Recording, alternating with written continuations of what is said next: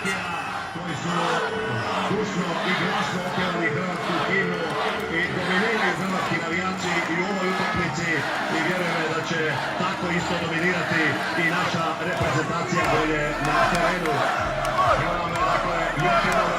sastava